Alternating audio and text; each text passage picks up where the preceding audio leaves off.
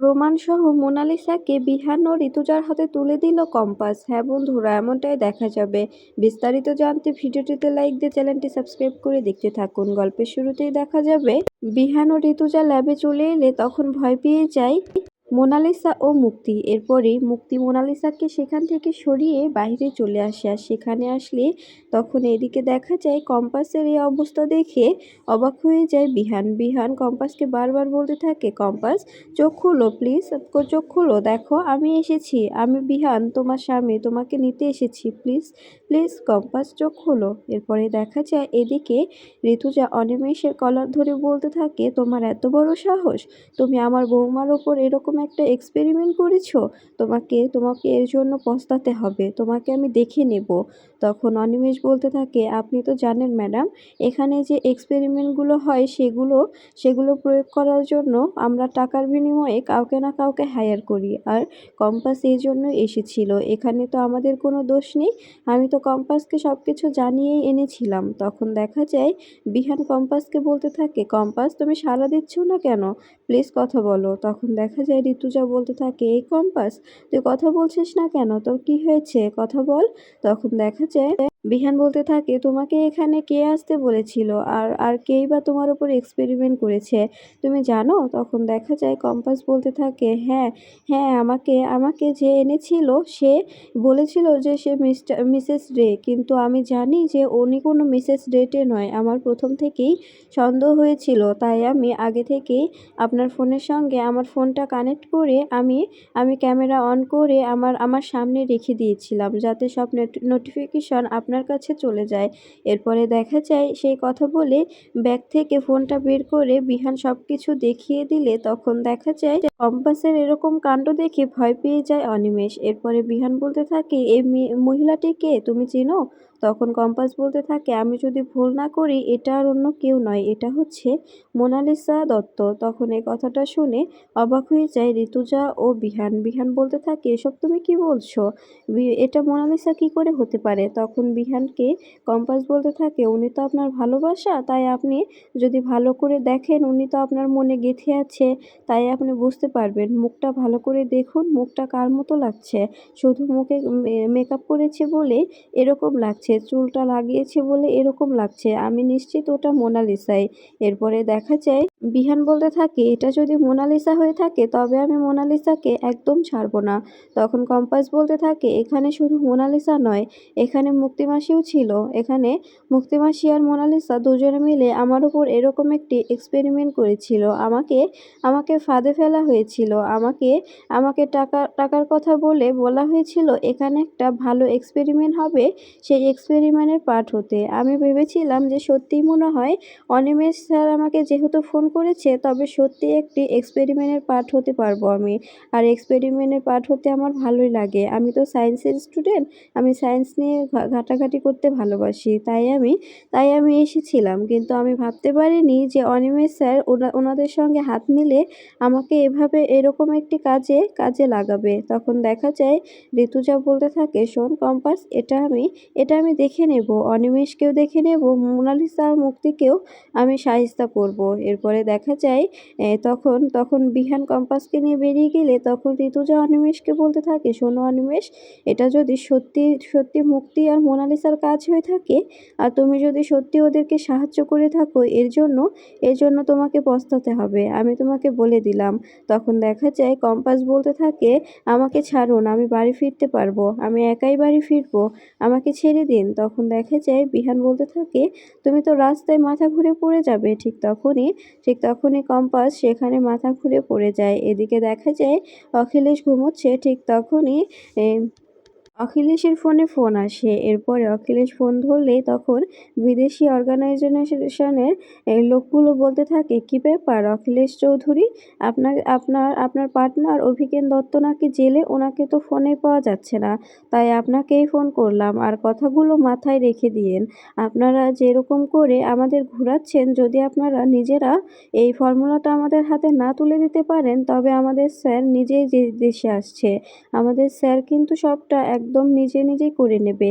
এদিকে দেখা যায় মোনালিসা ও মুক্তি রাস্তায় বেরিয়ে এলে তখন মোনালিসা বলতে থাকে, আচ্ছা বিহান ওখানে কি করে এলো? মুক্তি মাসি, তুমি বুঝতে পারছো বিহান ওখানে কি করে এলো? আর আর আমার মনে হয় কি এই কম্পাস মেয়েটা কিছু একটা গোলমেল করেছে। আর ও হয়তোবা আগে থেকেই সন্দেহ করেছিল, এজন্যই এমন কিছু একটা করে রেখেছে। তখন দেখা যায় মোনালিসার কথা শুনে মুক্তি বলতে থাকে, হ্যাঁ মোনালিসা, আমারও তাই মনে হচ্ছে। আমারও মনে হচ্ছে যে কম্পাসই কিছু একটা করেছে। তখন দেখা যায় মোনালিসা বলতে থাকে, আমি একটি কাজ করে দিয়েছিলাম। ওই কম্পাসের মাথার যে আমরা গ্যাজেটটা দিয়েছিলাম সেখানে ছোট্ট একটি হিডেন ক্যামেরা ফিট করে দিয়েছিলাম। আর সেই ক্যামেরার মাধ্যমে আমি জানতে পারবো যে কম্পাস এখন কোথায় আছে। আমার বিশ্বাস যে বিহান এখন কম্পাস কিনে বাড়ি ফিরবে, তা না হলে হসপিটালে যাবে। আর মেয়েটা সবকিছু আবার সবার সাথে সিম্প্যাথি করে সবকিছু আদায় করে নেবে।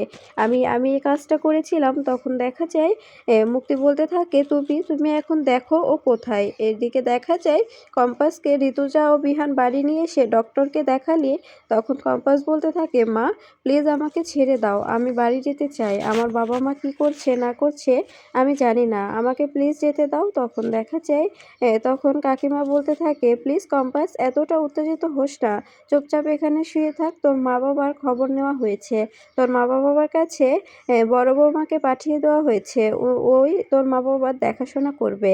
তুই আজকে রাতটা এখানে থেকে কাল সকালেই চলে যাস। তখন দেখা যায় কম্পাস বলতে থাকে, প্লিজ প্লিজ মা আমাকে যেতে দাও, আমি যেতে চাই আমার বাবা মার কাছে। কারণ আমি ছাড়া ওদের তো আর কেউ নেই। যদি কোনো বিপদ হয় তবে ওদেরকে কে রক্ষা করবে? বৌদি ওদের রক্ষা করতে পারবে না। তখন দেখা যায় ঋতুজা বলতে থাকে, আমি বলেছি বিপদের আওয়াজ পেলে আমাদের ফোন করতে, সঙ্গে সঙ্গে আমরা চলে যাব। তারপরেও তুই প্লিজ এতটা ভেঙে পড়িস না, তুই এখন বিশ্রাম নে। তোর শরীরের যা কন্ডিশন, তুই তো কোমায় চলে যেতে পারতিস। তোকে যেভাবে ওরা এই গ্যাজেটটা মাথায় দিয়েছিল, এই এক্সপেরিমেন্টের ফলে তো তোর জীবনঘাতী একটি সমস্যা হয়ে যেতে পারতো। তখন বিহান বলতে থাকে, তোমাকে ওখানে কে রেখেছিল? আর ওখানে কেন গিয়েছিলে তুমি? এতটা আম জেদ ভালো নয়। তোমাকে তো আমি বলেছি যে তোমার যা প্রয়োজন আমার থেকে নিয়ে নাও। তুমি তো আমার ওয়াইফ, আমার প্রতি তোমার অধিকার আছে তো। তখন কম্পাস বলতে থাকে, অধিকার বোধ দেখাচ্ছেন? আপনার প্রতি আমার কোনো অধিকার আছে? কোনো অধিকার নেই। যদি অধিকার থাকতো তবে আপনি আমাকে এভাবে বের করে দিতে পারতেন না। একটি বাইরের মেয়ের কথা শুনে আমার সঙ্গে এরকম একটি ব্যবহার করতে পারতেন না।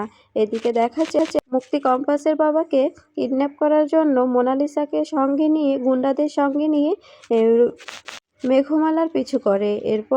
এরপরে সেখানে এসে মেঘমালা যেখানে গাড়ি থেকে নেমে যায় ঠিক তখনই মুক্তি ও মোনালিসা গুন্ডাদের নিয়ে নেমে যায় আর গুন্ডাদের মেঘমালার পিছে লাগিয়ে দেয়। এরপরে দেখা যায় মুক্তি মোনালিসাকে বলতে থাকে, মোনালিসা তুমি এখন বাড়ি ফিরে যাও। তখন মোনালিসা বলতে থাকে, কেন মুক্তি মাসি, আমি তোমার সঙ্গে থাকি না? তখন মুক্তি বলতে থাকে, তোমাকে থাকতে হবে না, তুমি বাড়ি ফিরে যাও। তুমি শেষমেশ আমাদের যে একটা কাজ করে দিলে কত যে ভালো হয়েছে না। তখন দেখা যায় মোনালিসা বলতে থাকে, এটা তো আমি সবসময়ই দাদুকে করে দিই। তখন মুক্তি বলতে থাকে, আসলে বিহান দেখো কম্পাসকে নিয়ে গেছে, কম্পাস আবার নতুন করে বিহানের মনে জায়গা করে নিলে তো তোমারই সমস্যা, তাই না? তাই বলছি যে তুমি দেখো কিছু একটা করতে পারো কি না। এদিকে দেখা যায় কম্পাস বারবার বলতে থাকে, আমি জানি না ওদিকে কি হচ্ছে, আমাকে প্লিজ যেতে দিন। তখন বিহান বলতে থাকে, একদম বেশি বাড়াবাড়ি করবে না, তোমাকে যেটুকু করতে বলা হয়েছে সেটুকুই করো। আর ওষুধ খাইয়ে দিলে তখন ঋতুজা বলতে থাকে, বিহান তুই যাই বলিস না কেন, তুই কম্পাসকে চোখে হারাচ্ছিস, তাই না? কম্পাসকে তুই একটুও চোখের আড়াল হতে দিতে চাচ্ছিস না। তবে মেয়েটাকে কেন বাড়ি ছাড়তে বলেছিলি? কেন বাড়ি থেকে বেরিয়ে যেতে বলেছিলি? এত রাতের অন্ধকারে নিজের বাবা মাকে নিয়ে মেয়েটা বাড়ি থেকে বেরিয়ে গিয়েছিল, কেন এরকমটা করেছিলি বলতো?